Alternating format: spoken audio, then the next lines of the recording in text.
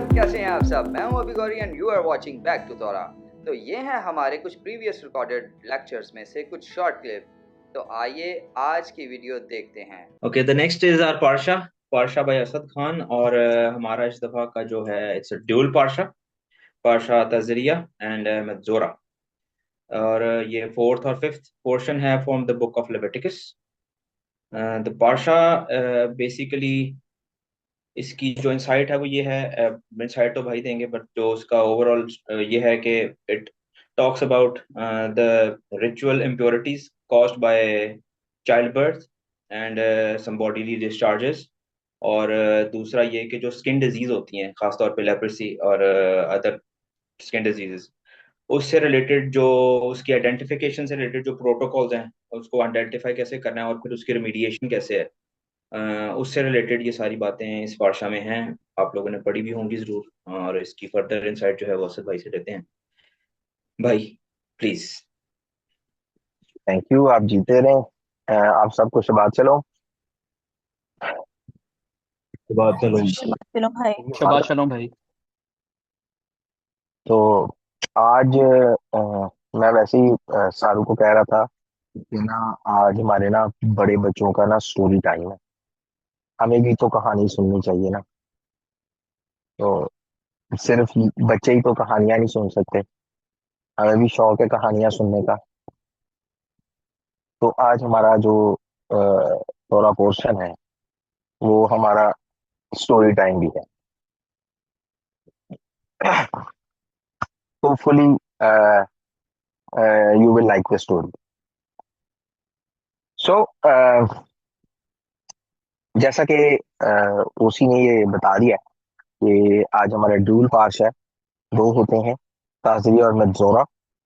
और ताजरिया हमारा 27th है रीडिंग है, और मजोरा जो है वो हमारी 28th रीडिंग है। और जो ताजरिया है, मैं इन अ नटशेल आपको ये बता रहा हूँ। ताजरिया जो है इसका सिंपल सिंपल मतलब ये है कि शी कंसीव्ड। और जो है ना it revolves around the child birth और उसके सारे रिचुअल्स, प्योरिटी और इम्प्योरिटी जो है। और ये जो लफ्ज है, ये जैसा कि आपने रीडिंग में सुन ही लिया होगा, लेविटिकस जो है हमारा जो तोरा पोर्शन है, इट स्टार्ट्स फ्रॉम 12वां चैप्टर, 12th चैप्टर, और ये उसकी सेकंड वर्स में से है। और हाशिम जो है वो रबी मोशे को ये इंस्ट्रक्शंस देते हैं कि जब जो है वो कोई औरत जो है वो उम्मीद से हो और जो है उसके बेटा पैदा हो, तो इससे आगे जो है उसके जो लॉज ऑफ प्योरिफिकेशन हैं और लॉज ऑफ चाइल्ड बर्थ हैं वो जो है वो स्टार्ट होते हैं। और फिर जब आप लेविटिकस 13 उसके 13वें बाब में जाते हैं तो वहां पर आपको जो है क्वारंटीन जो है ना उसके बारे में इंस्ट्रक्शंस मिलती हैं कि अगर कोई कोड़ी हो। अच्छा, इससे पहले कि हम आगे जाएं, मैं एक बात आपको ये बता देता हूँ कि जिस लफ्ज को हमारे यहाँ उर्दू में, मुझे नहीं पता कि इसको हिंदी में क्या किया गया है, अंग्रेजी में इसको लैपर किया गया है, हमारे यहाँ कोड़ी ही माना समझा जाता है। और जिस लफ्ज को इस तरह से जो है उसको ट्रांसलेट किया गया है, ये मैं आपको बता दूं कि इसका जो कोड कोड हम समझते हैं उसका इसके साथ ताल्लुक नहीं है। लेकिन क्योंकि हमारे पास इसके अलावा कोई बेहतर ऑप्शन मौजूद नहीं है, कोई कोई बेहतर लफ्ज इसकी रिप्लेसमेंट के लिए मौजूद नहीं है, तो हम भी ड्यूरिंग द पार्शा और ड्यूरिंग हम आगे जाते हुए, तो जब भी ये बात करेंगे तो हम इसको इसी कोड की इस्तेलाह को इस्तेमाल करेंगे। लेकिन मैंने आपको ये बता दिया कि जो कोड कोड हम समझते हैं या जो हमारी नॉलेज बेस के मुताबिक कोड है, वो ये नहीं है। सो बल्कि जो एंशंट सेजेस हैं और इवन मॉडर्न भी जो है वो ये मानते हैं, उनमें से कई ये मानते हैं कि इसका ताल्लुक बुनियादी तौर पे it's more over like spiritual thing than the physical thing. लेकिन बहरकैफ, सो ये दोनों जो तोरा पोर्शन है, ये इकट्ठे पढ़े जाते हैं, और दिस इज द तोरा पोर्शन इन अ नटशेल। सो एक चीज मैं जरूर, इससे पहले कि हम जो है स्टोरी टाइम स्टार्ट करें, कुछ एक दो बातें मैं जरूर आपके साथ करना चाहूंगा। सो अगर आप पारशा पढ़ेंगे और इसके अंदर जाएंगे तो आपको ये पता लगेगा कि वहां पर अहबार उसके 12वें बाब की दूसरी आयत में जो लिखा है कि जब औरत जो है वो बच्चा पैदा करे तो वो नापाक होती है। और इसी तरह अगर आप फॉलो करते जाएंगे सारी रीडिंग को, तो आपको ये पता लगता जाएगा कि किस तरह जो है तह दर तह जो है, जो रिचुअल प्योरिटी के जो लॉज हैं वो किस तरह अनफोल्ड होते हैं। तो ये बनी इसराइल को दिए गए थे ताकि उनको ये समझाया जा सके कि कब जो है वो पाक और कब वो जो है ना वो नापाक होते हैं। इससे पिछले भी तौरा पोर्शन में अ, हमने जो बिब्लिकल कॉन्सेप्ट था रिचुअल प्योरिटी का उसके बारे में जाना। मैं आज बड़ी देर हो गई मुझे ये बात कहे हुए, लेकिन आज मुझे इस पे बात करते हुए ये बात याद आ गई, तो मैं फिर एक दफा ये कहूंगा कि ये बहुत हेल्पफुल होता है कि अगर आप जो हमारा गिवन तौरा पोर्शन है, अगर आप उसकी रीडिंग कर लिया करें।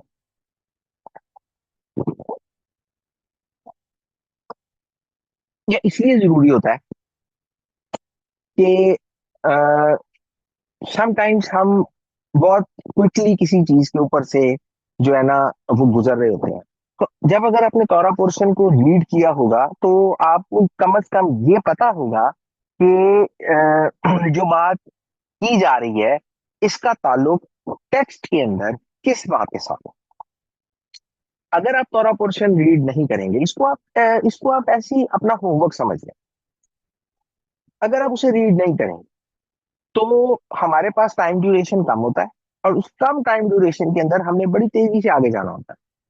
तो इसमें आप जो है बहुत सारी बातें जो होंगी आप उससे ओब्लिवियस रह जाएंगे। आपको ये नहीं पता लगेगा कि ये बात जो हो रही है वो क्यों हो रही है। सो खैर, अ, तौरा पोर्शन को जरूर रीड किया कीजिए।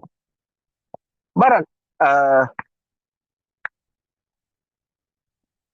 एक मुश्किल, जैसे कि मैंने पहले बात बताई कि जो लफ्ज कोड है हमें हमारी ट्रांसलेशन के अंदर जो है ना प्रॉब्लमैटिक है।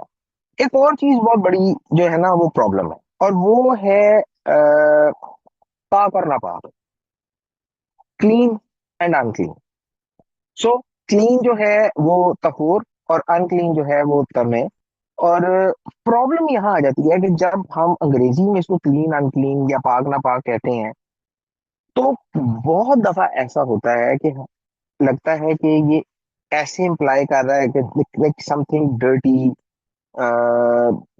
मॉरली करप्ट है, या इट्स रिलेटेड टू सिंस।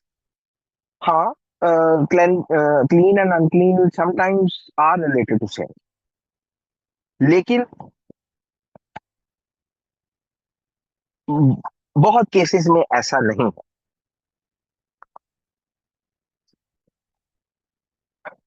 इसको आप ऐसे समझ लें कि यू आर फिट और अनफिट। सो बहुत सारे केसेस के अंदर आप मकदिस में जाने से अनफिट हो जाते हैं, लेकिन उसमें गुनाह का कोई ताल्लुक नहीं है।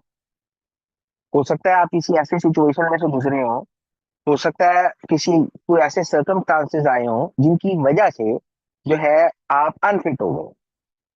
So for a certain time, या जो भी उसके लिए प्रिस्क्राइब तरीका बताया गया, आप उसमें जो है वो मकदिस के अंदर नहीं जा सकते। सो इसको फिट एंड अनफिट की मद में ही समझा जाए, लेकिन मसला ये है कि चूंकि हमारे पास इसके लिए ऐसे प्रॉपर वर्ड्स नहीं है, और जो लफ्ज इस्तेमाल किए गए हैं उनका मसला ये है कि वो समटाइम्स कुछ ऐसी चीजें जो है ना वो उनकी वजह से हम समझ बैठते हैं जो कि वहां पर मौजूद नहीं होता।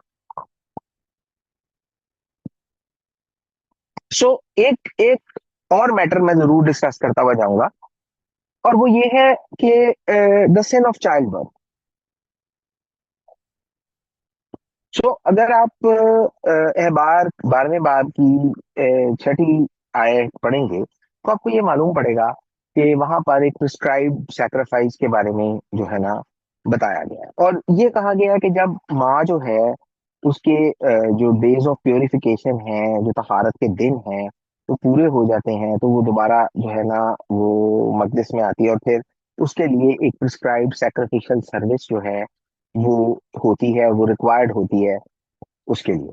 और वो ये है कि वो एक बर्ंट ऑफरिंग जो है और एक सिन ऑफरिंग जो है वो खुदा के लिए जो है वो लेके आती है। और मसला बर्ंट ऑफरिंग का तो नहीं है, मसला है सिन ऑफरिंग का। सो सवाल अक्सर ये पूछा जाता है, अक्सर लोगों ने ये पूछा कि भाई सिन ऑफरिंग क्यों? क्या औलाद पैदा करना जो है वो खता है, गलती हो गई है, किया क्यों? तो इसके ऊपर मैं एक बड़ी मुख्तसर सी बात आपको ये बताऊंगा कि जो तालमुद एरा के जो सेजेस हैं, अ, उनके लिए भी ये मैटर जो है ना ये काफी सोचने की बात थी। और कुछ एक्सप्लेनेशंस उन्होंने जो है ना वो इस तरह की दी है कि अ, अमूमन ऐसा होता है कि जब चूंकि औरत जब इस सारे प्रोसेस में से गुजर रही है, it's a painful process, even तौरा से so it's a painful process.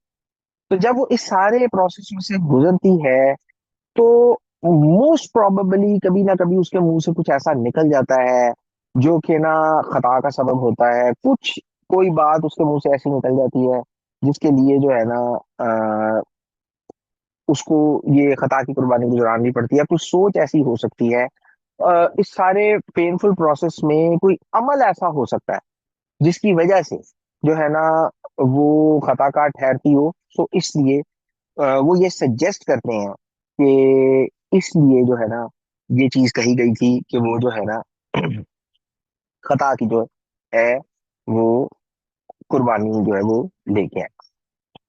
तो ये उनका एक पॉइंट ऑफ व्यू है। तो ये सारी बातें करने के बाद हमारा जो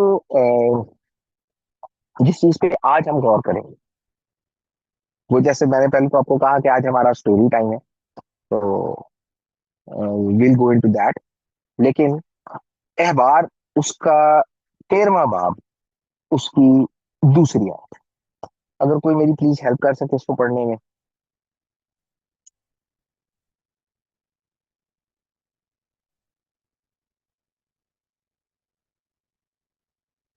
एनीवन कि मैं खुद ही ढूंढ लूं? अगर किसी के जिस्म की जिल्द में वर्म या पपड़ी या सफेद चमकता हुआ दाग हो और उसके जिस्म की जिल्द में कोढ़ सी बला हो, तो उसे हारून काहिन के पास या उसके बेटों में से जो काहिन है किसी के पास ले जाए, और काहिन उसके जी, जिस्म की जिल्द की बला को देखे। जी, थैंक यू। सो आपने ये सुन लिया कि खुदावन की तरफ से जो इंस्ट्रक्शंस थी वो क्या थी। और इंस्ट्रक्शंस जो हैं वो ये हैं कि अगर किसी की जिल्द में कोई बला हो, और हम जैसे मैंने पहले आपको कहा कि हम बात को आगे लेके जाने के लिए हम इसको कोड ही मान लेते हैं। चलो, अगर किसी के जिस्म में कोई कोई प्रॉब्लम है, कोई कोड जैसी बला जो है उसको नजर आई है, तो उसको ये फीलिंग आई है कि यार ये सब जो है ना मुझे कुछ प्रॉब्लम लग रही है, तो उसके लिए इंस्ट्रक्शंस ये थी कि उसको काहिन के पास लेके जाना। इससे आप एक और चीज का अंदाजा करें कि जो काहिन थे कितने वेल वर्स्ड हुआ करते थे।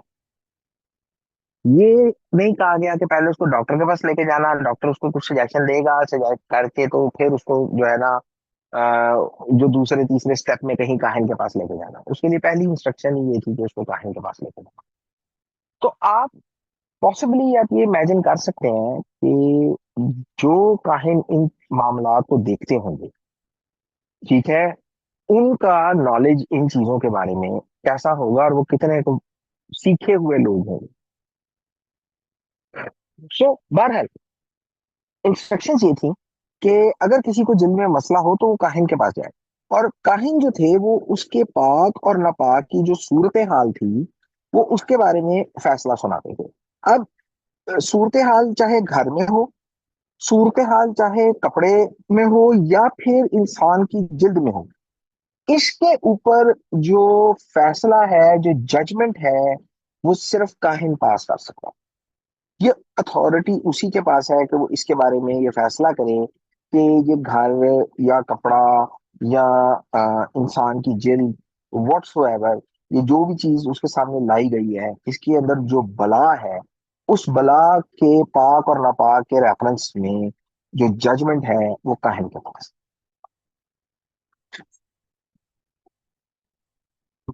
लेकिन हम इसी चीज को, ठीक है, आज जानने की ये कोशिश करेंगे कि ये तो हमने समझ लिया कि किसी भी जो शख्स है या घर या जो भी चीज है वो काहिन के सामने लाई जाए। पर आज हम इस चीज को जानने की भी कोशिश करेंगे कि काहिन जो है वो ऐसा क्या करते थे कि जिससे नापाक या जो अनफिट इंसान था वो दोबारा जो है वो एक सोसाइटी का जो है हिस्सा बन सकता था।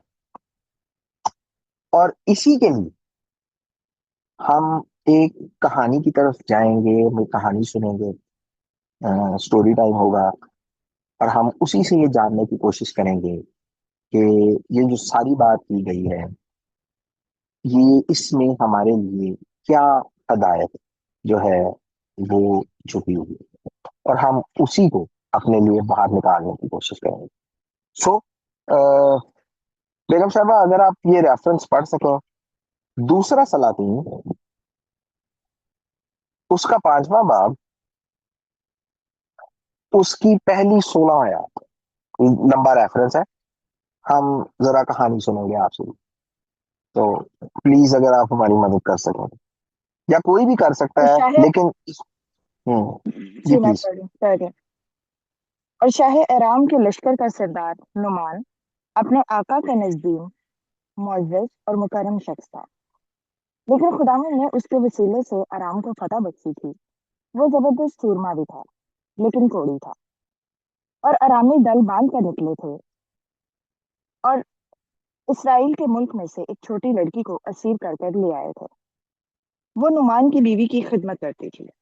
उसने अपनी बीबी से कहा, काश मेरा आका उस नबी के यहाँ होता जो सामरिया में है, तो वो उसे उसके कोढ़ से शिफा दे देता। तो किसी ने अंदर जाकर अपने मालिक से कहा, वो छोकरी जो इसराइल के मुल्क की है ऐसा ऐसा कहती है। तो आराम के बादशाह ने कहा, तू जा और मैं शाही इसराइल को खत भेजूंगा। सो वह रवाना हुआ और 10 किंतार चांदी और 6,000 मिस्काल सोना और 10 जोड़े कपड़े अपने साथ ले लिए। और वो उस खत को शाह इसराइल के पास लाया, जिसका मजमून ये था कि ये नामा जब तुझको मिले तो जान लेना कि मैंने अपने खादिम नुमान को तेरे पास भेजा है, ताकि तू उसके कोढ़ से उसे शिफा दे। जब शाही इसराइल ने उस खत को पढ़ा तो अपने कपड़े फाड़ कर कहा, क्या मैं खुदा हूं कि मारूं और जलाऊं, जो ये शख्स एक आदमी को मेरे पास भेजता है कि उसके कोढ़ से शिफा दूं। तो अब जरा गौर करो, देखो कि वो किस तरह मुझसे झगड़ने का बहाना ढूंढता है।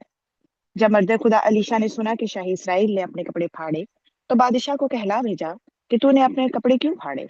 अब उसे मेरे पास आने दे और वो जान लेगा कि इसराइल में एक नबी है।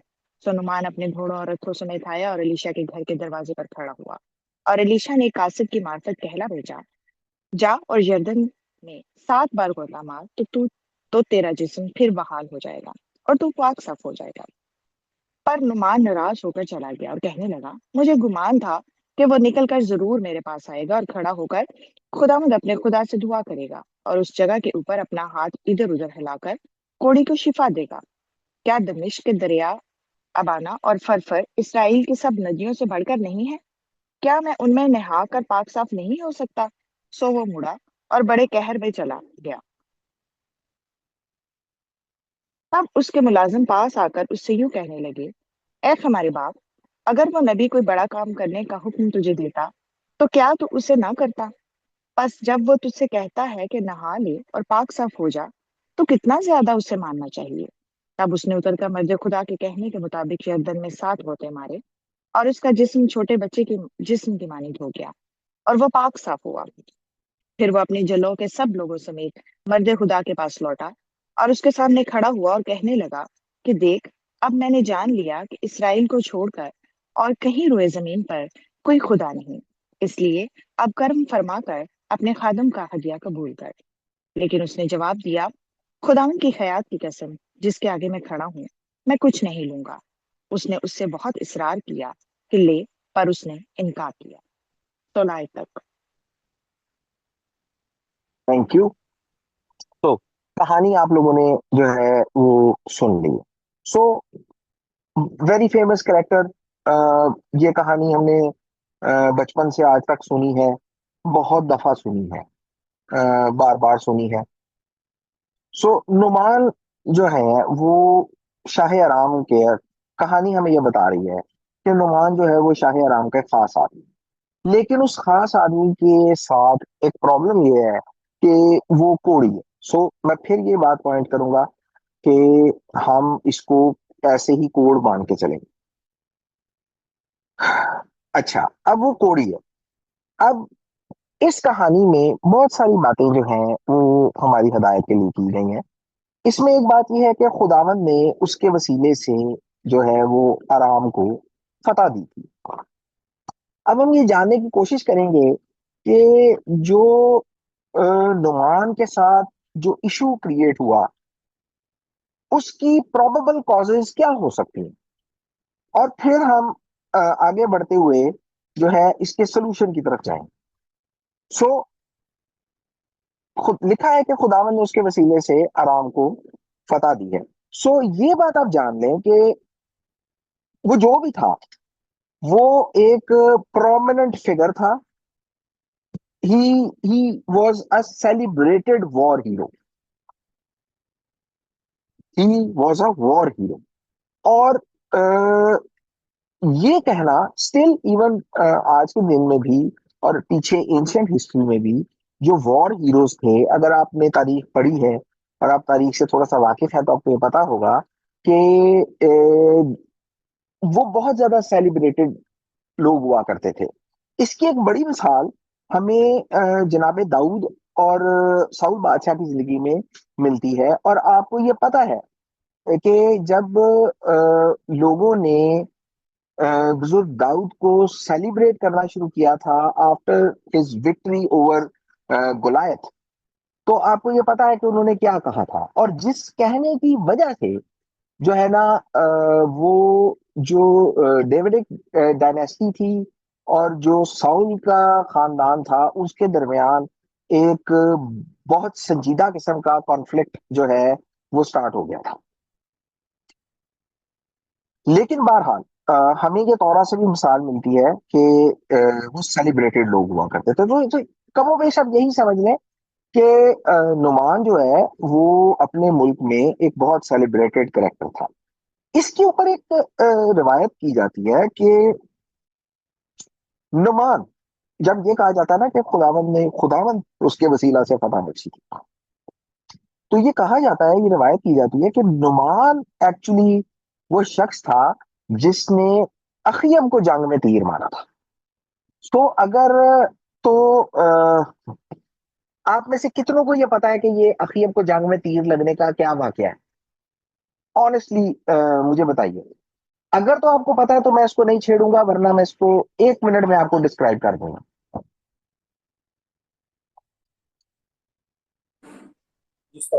खामोशी का मतलब है कि नहीं पता। भाई डिस्क्राइब कर दें। अच्छा, सो अखियब जो है वो ही was a bad king. Bad is a like अ छोटा लफ्ज, लेकिन बहरहाल he was in evil king.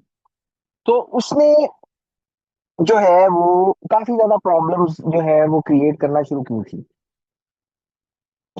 उसने बहरहाल जंग में जाने की ठानी, और जंग में सूरत हाल ये थी कि उसने उस वक्त जो यहूदा के बादशाह थे यहोशफत, उनको अपने साथ अलाय बनाया, जो कि जनाब यहोशफत की बहुत बड़ी मिस्टेक थी। He was a righteous king, और उसका कोई काम नहीं था कि वो बदकार लोगों के साथ अलायंस बनाता। मगर क्या है, अखियब के दरबार में जो है वो काफी ज्यादा झूठे नबी थे, जिन्होंने पुकार पुकार के चीख चीख के कहना शुरू किया कि जनाब फतह मारी होगी, फतह मारी होगी, फतह मारी होगी। बहरहाल जनाब यूसुफ ने कहा कि कोई खुदावन का नबी है तो बताओ, हम उससे भी पूछ लें। अखियब ने कहा एक है, पर मेरी उससे बनती नहीं है। तो यहाँ मैं आपको एक और बात भी बताना चाहूंगा कि अमूमन बादशाहों की नबियों के साथ नहीं बनती थी, और एक अंडरस्टैंडेबल रीजन है कि क्यों नहीं बनती थी, जिसकी एक रीजन तो अभी आप सुन लेंगे।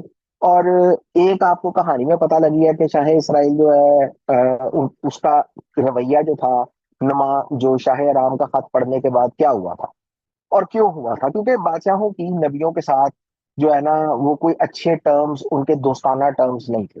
बहरहाल उन्होंने कहा जनाब बेकाया एक शख्स है, उसको जो है ना उनका यार बुलाओ। उन्होंने कहा यार मेरी उधर ना नहीं बनती, वो कभी मेरे हक में अच्छी बात नहीं करता। बहरहाल जनाब को काया को बुलाया गया। मैंने कहा जाओ जाओ यार जंग में जाओ, जीतोगे। उन्होंने कहा जनाब यूसुफ ने कहा मैं कितनी दफा तुझे कहूँ कि जो है ना मुझसे सच के अलावा कुछ ना कह। और उसने कहा फिर तुम जंग से वापस नहीं आओगे। तो अखियब ने कहा देखा, मैंने तो पहले ही कहा था मेरे हक में अच्छा नहीं बोलता। बैर क्या, चूंकि वो खुदावन का नबी था और Ahab was evil but he was a clever king. He knew कि जो मकाया ने कहा है ना ये कहीं ना कुछ होगा जरूर। सो उसने किया क्या, स्ट्रेटेजिकली अपनी तरफ से उसने एक जो है फनकारी की, और वो ये थी कि उसने जनाब यहूसफत को तो बादशाही लिबास में जंग में जाने दिया ताकि लोगों को पता लगे ये बादशाह है, और खुद वो एक आम से फौजी के लिबास में जो है ना वो जंग में चला गया। अब सूरत हाल ये बनी कि जब जंग में थे तो उन्होंने शाह यहूदा को, जनाब यहूसफत को शाह इसराइल समझ के घेर लिया। अब he was a righteous king, इसके बारे में लिखा है कि वॉज अ राइचियस किंग। तो जब वो उसके ऊपर जंग में मुश्किल पड़ी तो वो चिल्लाया, वो खुदावन के आगे पुकारा। खुदावन उसकी मदद को लगा ये तो शाह इसराइल है ही नहीं, इसको छोड़ दो, इसके पीछे क्यों जाना है हमने। नाउ इमेजिन, नाउ इमेजिन कि एक शख्स ने, एक फौजी ने रैंडम तीर जो है वो अपनी कमान में खींच के तो चला दिया, रैंडमली कहीं किसी भी डायरेक्शन में, और वो तीर जाके अखियब को लग गया। और उसकी उस इंजरीज के नतीजे में अखियब जो है वो जो है ना मारा गया। रिवायत ये की जाती है कि जिस फौजी ने वो तीर चला के उसको मारा था ना वो नवाब था। सो इसीलिए मैं ये बारहा कहता हूं कि ये सारी बातों को पढ़ना बहुत जरूरी है, ताकि आप जो है ना थोड़े उसमें ज्यादा सी बातों को समझ सकें। लेकिन बहरहाल ये उस कहानी का एक बैकग्राउंड था, और इसी रिवायत के मुताबिक नुमान ही वो फौजी था, एंड दैट इज वाई लिखा है कि खुदावंद ने उसके वसीला से फतह दी थी, क्योंकि अखियब के बारे खुदावंद ने ही ये फतवा दिया हुआ था कि ये मरेगा। तो सूरत ये है कि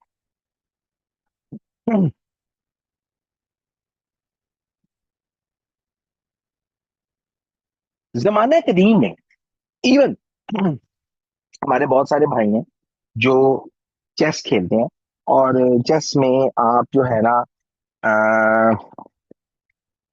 आपको पता है कि जब तक बादशाह खड़ा है आपकी game till the last point चलती है। अगर आपका बादशाह, पूरी फौज खड़ी है और आपका बादशाह जो है वो मर गया, तो आपकी पूरी जंग खत्म हो गई। एंशियंट टाइम्स में ये सूरत हाल थी कि अगर जंग में पूरी फौज खड़ी है इट्स द सेम थिंग, अगर बादशाह मर गया तो आप ये समझ रहे हैं कि आप जंग हार चुके हैं। और यहाँ पे भी ऐसी सूरत हाल है कि उसने तीर चलाया, उसने जो है ना बादशाह डाउन कर दिया, जिसकी वजह से ही बिकेम सेलिब्रेटेड हीरो। इसके ऊपर एक मिद्राश है, वो ये कहती है कि उसे ये मर्ज लगा क्यों। तो सूरत हाल ये है कि जो इज्जत, जो मर्तबा उसे मिला, उसकी वजह से उसमें तकब्बर आ गया। सो कहानी हम ऑलरेडी नुमान की सुन चुके हैं, और हम इसको एनालाइज करेंगे कि क्यों ये जो है ना, इसको ये असर्ट किया गया है कि उसके अंदर जो है ना तकब्बर आ गया, और उस तकब्बर और उस फूलने की वजह से जो है ना उसको जो है ये मर्ज लगा। सो आप इसको सिंपली इस तरह से समझ सकते हैं कि जो स्पिरिचुअल पनिशमेंट होती है, ये इसलिए होती है for not being in control. मैं दोबारा रिपीट करूंगा कि स्पिरिचुअल पनिशमेंट समटाइम्स इसलिए होती है कि आप जो है ना वो अपना कंट्रोल जो है वो लूज कर देते हैं। तकब्बर जो है ना, एरोगेंस, ये सब इस चीज की मिसालें हैं। जब आप अपने आप को कुछ समझना शुरू कर देते हैं, जब आपकी जबान से ऐसी चीजें निकलना शुरू हो जाती हैं जो कि वहां से नहीं निकलनी चाहिए। आपको बुजुर्ग दाऊद और साउल का सारा केस पता होगा, और आप ये देखें कि बहुत दफा ऐसा हुआ कि साउल जो है वो बुजुर्ग दाऊद के हाथ में पड़े। आप ये समझ लें कि उन्होंने, बुजुर्ग दाऊद ने साउल को अपनी तलवार के नीचे से जाने दिया, और 1 मिनट, और वो कहते हैं कि क्या, मतलब इसराइल का जो बादशाह है वो एक पिस्सू को जो है वो ढूंढने चला है। सो क्यों उस शख्स को जो है man after God's own heart कहा जाता था? क्यों ये बात उसके लिए कही गई है? तौरा में याद रखिए, तौरा में कोई बात भी ऐसी नहीं कर दी जाती, उसकी कोई रीजन होती है। He was so down to earth, he was so humble. लेकिन बहरकैफ ये एक नेचुरल चीज है कि जब इंसान को कोई मर्तबा या कोई कोई इस तरह से कोई इज्जत मिलती है और पूरी कौम उसको सेलिब्रेट कर रही होती है, तो चाहे आप हैं चाहे मैं हूं, ये हो ही जाता है कि इंसान जो है ना उसके अंदर थोड़ी सी एरोगेंस या ज्यादा सी एरोगेंस या प्राइड जो है वो उसके अंदर आ जाता है। तो बहरहाल एक और मिद्राश है जो ये कहती है कि नुमान को जो ये मर्ज था, ये इसलिए लगा था कि जो वॉर एक्सपेडिशंस होती थी उनकी, वो झड़पें झुड़पें होती थी, उन झड़पों झुड़पों में वो जो है ना वो उस छोटी लड़की को जो है वो कैद कर लाया। सो एक ये भी, इसको भी अपने जेन में रखिएगा। लेकिन वह क्या, अ, लड़की की वजह से हुआ या उसके प्राइड की वजह से हुआ, उस लड़की ने जब वो कैप्चर करके ले आए प्रिजनर्स को, और वो लड़की जो है नुमान के घर में उसकी बीवी की खिदमत करने के लिए जो रखी गई, और हर उस छोटी लड़की ने जो है ना एक बात कही। वो बात जो है ना वो मतलब कुछ ऐसी है कि वक्तो मेर एल गिवृथा ले अदुन्नीलिफ ने खान नवी आशेर बेशमरून आज ये एसोफ ओ तो मिजरा आप तो। सो मैटर ये है कि उसने कहा कि अगर वो जो है ना सामरिया में होता उस नबी के यहाँ, तो वो उसको कोड से शिफा दे देता। बस मुझे ये ऐसे अच्छा लगा तो मुझे इसको ऐसे ही पढ़ना अच्छा लगा, क्योंकि उसने यही कोट किया जो आपका पारशा है, मिजरा तो, उसको कोड से उसको शिफा दे देता। सो पॉइंट नंबर 1, लड़की ने ये पॉइंट प्रेजेंट किया है कि नबी जो है ना वो उसको शिफा दे दे। सो आप ये इमेजिन करें, लिखा है कि वो छोटी लड़की है, लेकिन उस छोटी लड़की की जो स्पिरिचुअल इनसाइट है वो कितनी बड़ी है कि उसको पता है कि अगर मेरा मालिक जो है वो वहां होता और तो नबी के सामने होता तो नबी उसे शिफा दे देता। अब सूरत हाल ये थी कि वो जब खत जो है जो शाह इसराइल के पास लाया, उसका मजमून ये था कि जब तुझे मिले तो जान लेना कि मैंने अपने खादिम नुमान को तेरे पास भेजा है ताकि तू उसके कोड़ से उसे शिफा दे।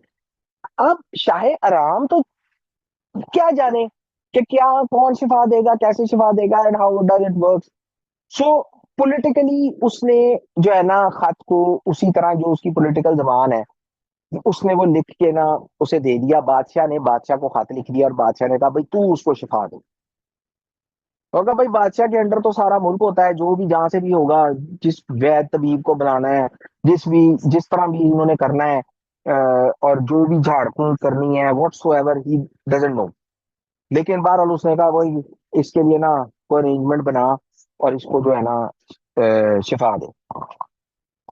अच्छा, सूरत हाल ये बनी कि जब शाह इसराइल ने ये सारी बात सुनी, और अब आप शाह इसराइल के की सूरत हाल देखिए।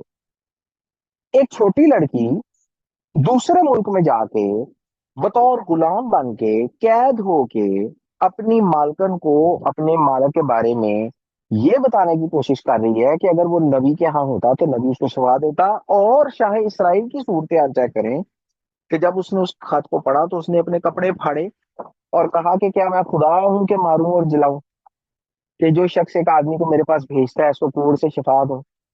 और देखो वो किस तरह मेरे से लड़ने के बहाने ढूंढता है। So you can possibly imagine कि शाही इसराइल जो है उसका नबियों के साथ जो है वो कितना वो क्लोज ताल्लुक था, कि उसके अपने मुल्क में होते हुए शाही इसराइल का ये सूरत हाल थी।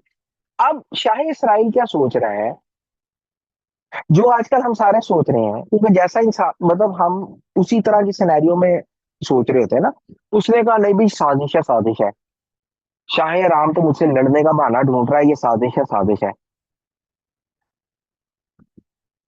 उसने एक लम्हे के बारे में भी लम्हे में भी नबी के बारे में नहीं सोचा। उसने सिर्फ पॉलिटिकल सूरत हाल पे नजर की कि भाई लड़ने का बहाना ढूंढ रहा है और ये मेरे खिलाफ जो है ना वो जो है ना कोई गहरी साजिश हो रही है।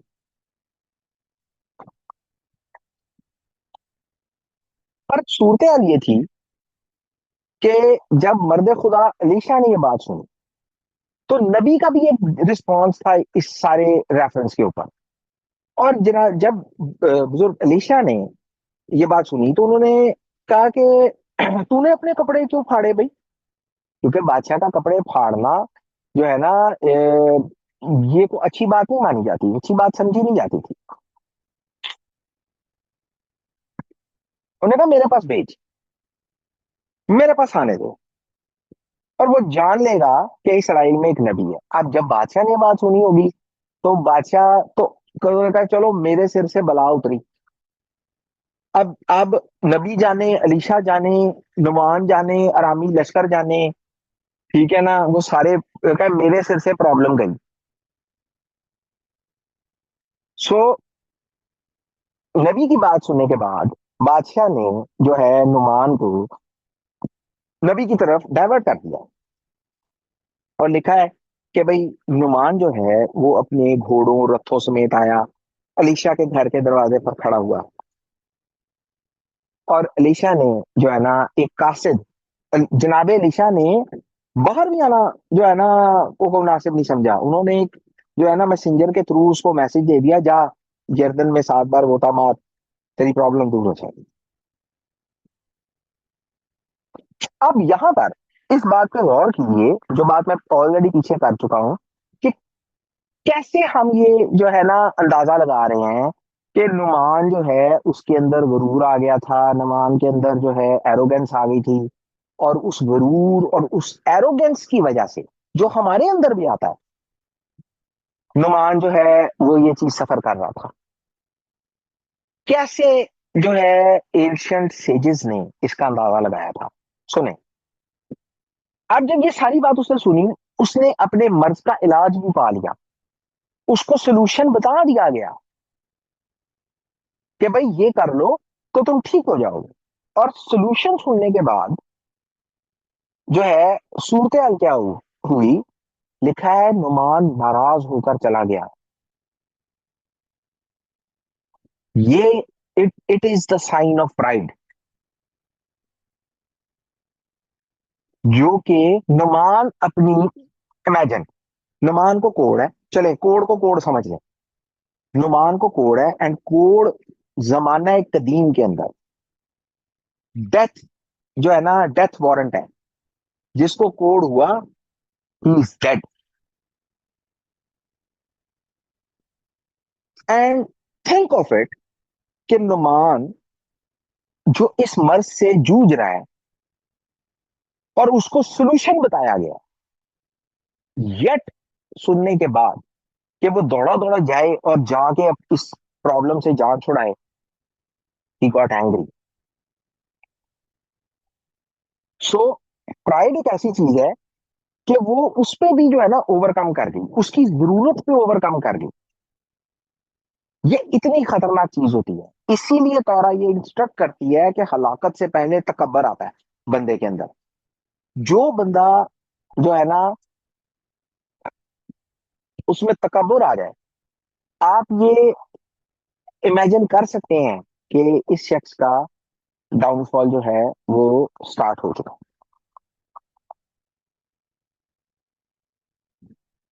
मुझे आज भी मुझे वो शेर याद आ गया, सुनाना जरूर बनता है। वो कहता है कि कल पांव एक कासाए सर पर जो पड़ गया, head, human head, Kasae sir, यकसर वो इस्तख्वान शिकस्तों से चूर था, कहने लगा देख के चल ए राह बेखबर, मैं भी कभू किसी का सरे पुरगरूर था। सो पॉइंट बीइंग कि जब इंसान के अंदर तकब्बर आता है तो हलाकत और ये सारी बीमारियां घूम के उसकी तरफ आती हैं। अच्छा, नुमान नाराज होकर चला गया और कहने लगा कि मुझे गुमान था कि वो निकल के मेरे पास आएगा, खड़ा होकर खुदा से दुआ करेगा और हाथ इधर उधर लगाएगा, झाड़ फूंक जैसे होती है, ठीक है, कोई इधर झाड़ू मारेगा उधर झाड़ू मारेगा, फिर मैं कोड़ी को शिफा देगा। मुझे ना वो बात याद आ गई।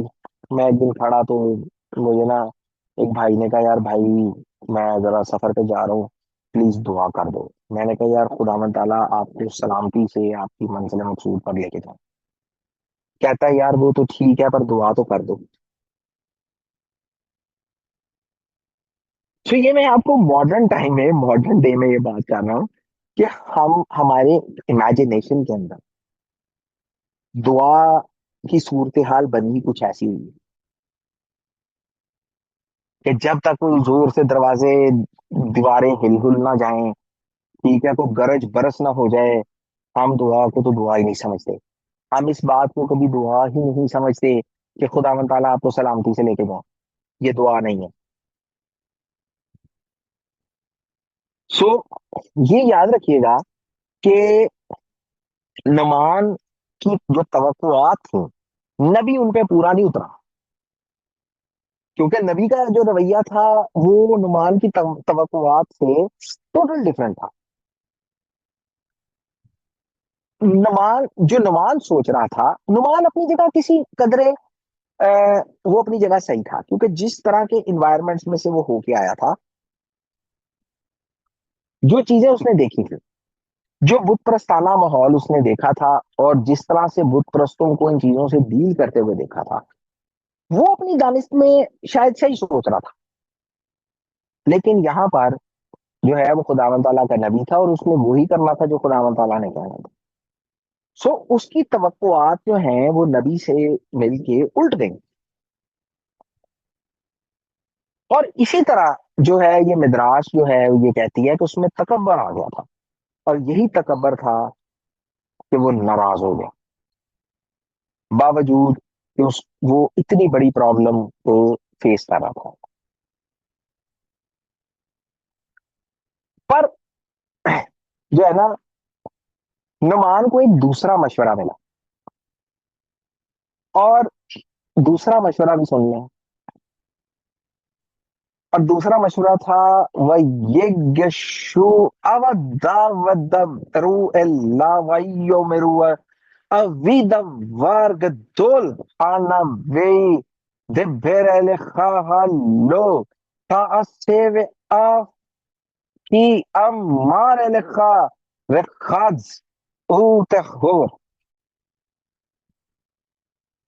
अब नमान के खादमों ने यही मशवरा दिया, वो सेकंड मशवरा।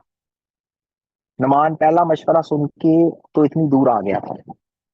अब जब वो इतनी दूर आ गया था तो उसने उसके खादमों ने दूसरा मशवरा दिया कि "ऐ बाप, अगर कोई मुश्किल काम कहता तो क्या तू ना करता, कोई बड़ा काम कहता, कोई बड़ी बात कह देता तो क्या ना करता। उसने एक आसान सी छोटी सी बात कही है, प्लीज मान लो"। नुमान बुनियादी तौर पे एक अच्छा इंसान था। हाँ, बंदे के अंदर कामयाबी और इन सारी चीजों के साथ एरोगेंस आ जाती है, तकब्बर आ जाता है। लेकिन ये सोचें कि एक खादिम, एक गुलाम लड़की की, एक बच्ची की बात सुन के इतना लंबा सफर करके वो आ गया था, और अब अपने खादमों की बात सुन के जो है वो रुक गया। उसने कहा यार बात तो ठीक है, मैं मान लेता हूँ। नुमान ने वो दूसरा मशवरा भी मान लिया, और जब वो पानी से निकला, मतलब ऑब्वियसली 7 टाइम्स, और जब वो पानी से निकला तो उसका बदन बच्चे के जिस्म की तरह हो गया। अब नुमान के पास दो चॉइसेस थे। प्रॉब्लम तो दूर चली गई है, प्रॉब्लम कौन, मैं क्या करूं, मैं वापस आऊं अपने मुल्क, बट ठीक है यार, वो होना तो हो गया। लेकिन वो वापस उल्ट के आए, पलट के वापस आए।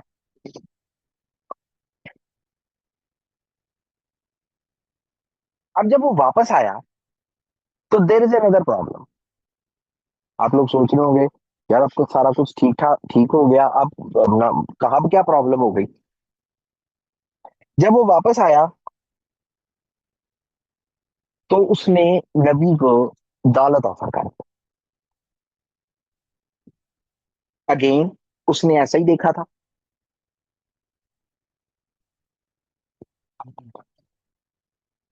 और अलीशा नबी ने ये कहा कि खुदावन की हयात की कसम जिसके आगे मैं खड़ा हूं, और इस बात का कॉन्सेप्ट ये है कि तू मेरे आगे खड़ा है और मैं खुदा के आगे जिसने ये कर्म किया कि तू शिफा पा गया, तो उसके आगे खड़ा हूं, इसलिए मैं कुछ भी नहीं लूंगा।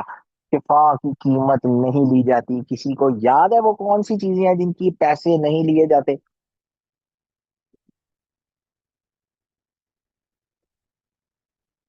किसी को याद हो कि वो कौन सी चीजें हैं जिनके पैसे नहीं लिए जाते, जिनको ये कहा गया है कि तुमने मुफ्त पाया है, मुफ्त देना?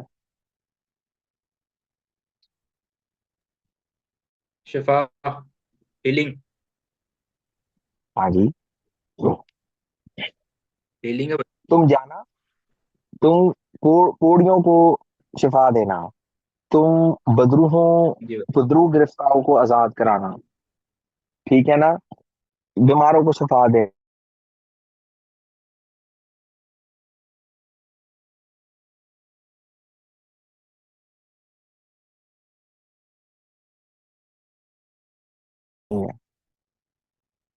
सो नबी ये कहते हैं कि तू मेरे आगे खड़ा है और मैं हाशिम के आगे खड़ा हूं जिसने ये किया है। सो पॉइंट ये है कि जब ये सारा सिनेरियो हो गया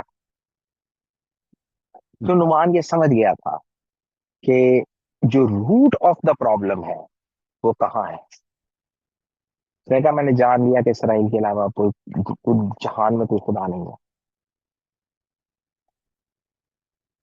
उसको ये रियलाइजेशन हो गई है।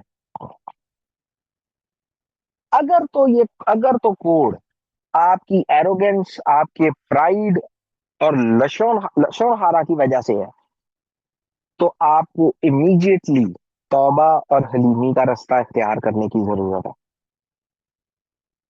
ये बात नुमान समझ गया था। ये बात आज हमारे समझने के लिए भी है। ये बीमारी इस चीज का निशान होती है कि हमें अपना तरीका बदलना है, हमें जो है ना अपना चलन बदलना है।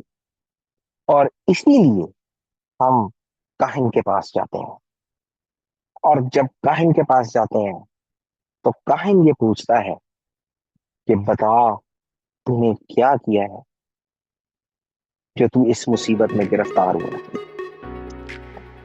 इसीलिए तौरा ये हुक्म देती है कि काहिन के पास जाओ, और काहिन अपनी स्पिरिचुअल इनसाइट से, अपनी उन आंखों से उसके अंदर झांकता है और ये सवाल उससे करता है कि तूने क्या किया है। और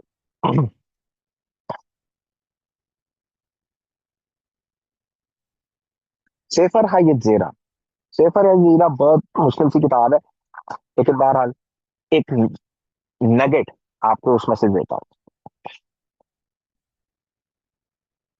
वो ये कहती है कि द मोस्ट फ्राइटनिंग थिंग जो किसी शख्स को हो सकती है ना, वो इब्रानी के तीन तीन हरफ हैं। वो है नून गिमल आइन, निगाह means crisis. It's the most frightening thing you can have. और सजेशन ये देती है कि इसको ऑल्टर करने के लिए आपको अपना रास्ता ऑल्टर करना चाहिए। और यही जो तीन हरफ हैं, नून गिमल आइन, जब ये पलट के आते हैं, उल्ट के आते हैं, तो ये आइन नून गिमल बनते हैं, ओनेग, जिसका मतलब होता है प्लेयर।